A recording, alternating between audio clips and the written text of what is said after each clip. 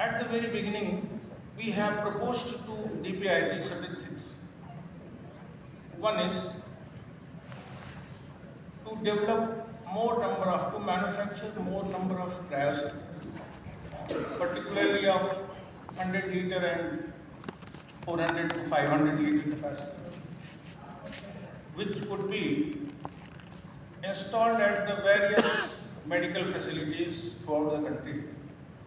In fact, I discussed it with Mr. Radhakrishnan of VRBS here. He's in his here.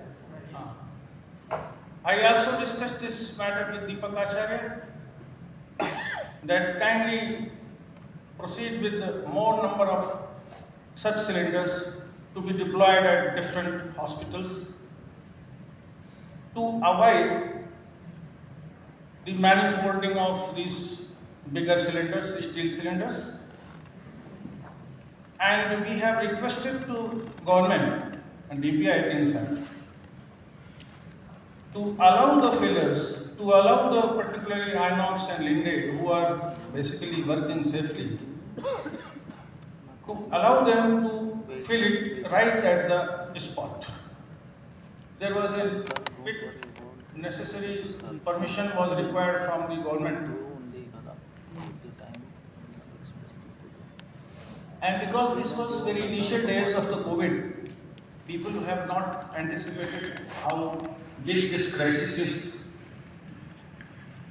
And AIIGMA was on conflict with us that time.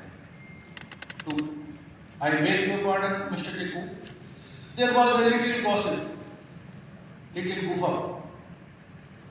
This permission was not taken positively. Instead, for the better trading benefit to all our AIIGMA members, this was planned that only steel cylinders will be placed. It will be manifolded, and that idea was dropped at that time. However, at that period of time, this would have been of great benefit. Number of cylinders could have saved, and bringing these cylinders from the hospital to the filling station and bringing them back, all this could have been avoided. Of course, the crisis was such a big that this was a small measure, but of course this was a measure. Another thing that I discussed with Mr. Kaushik and of course from Mr. Siddharth Jain and many other stalwarts during that period. As in the beginning of the COVID, there was almost one half capacity of storage capacity was empty.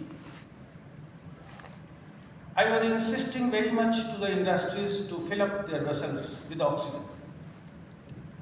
There was a great plan that enhance the level of oxygen in your vessels, at least to fill it up. There was question from the manufacturers that because our argon and other gases vessels are already full, so we are unable to manufacture without wasting our other products.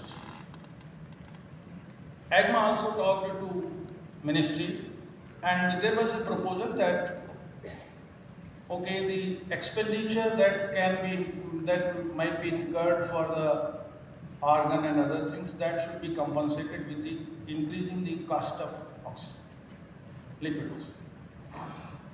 And it was a well thought out plan, but the interministerial discussion was not that easy. The oxygen or medical oxygen used to come under the purview of Central Pharmaceutical Pricing Authority. We had several meetings, but of course it was PESCO with CPP, not the complete ministry. It should have been involved. And they didn't agree at that time for enhancing the price. It is a matter of record that during the COVID second wave,